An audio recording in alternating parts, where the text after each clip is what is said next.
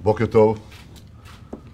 אני מבקש קודם כל להודות לכם, מנהיגי הקהילה היהודית בצרפת, על האירוע החכם, האירוע המרגש שהיה אתמול בבית הכנסת ויקטואר. אני התרגשתי מאוד,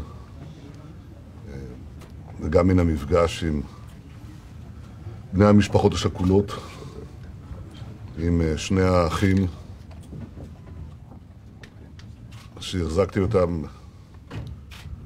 ואמרתי להם שאני מבין היטב את הרגשתם ושעם ישראל כולו מחבק את המשפחות.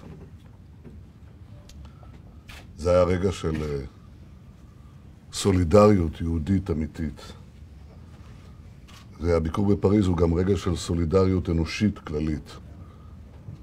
מהרגע שבעיית ההבטחה נפתרה והתאפשר לי להגיע הנה, היה טבעי שאבוא הנה, היה חשוב שאגיע הנה, ולכן באתי הנה. יש הרבה משמעות למה שהעולם ראה.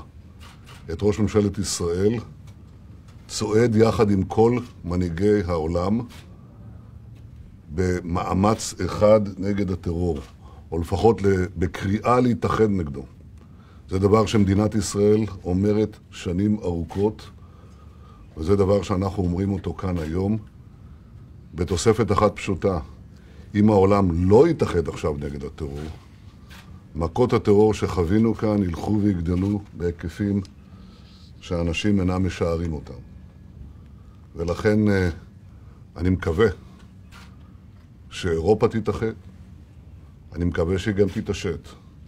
ישראל תומכת באירופה במאבקה בטרור, והגיע הזמן שאירופה תתמוך בישראל בדיוק באותו מאבק.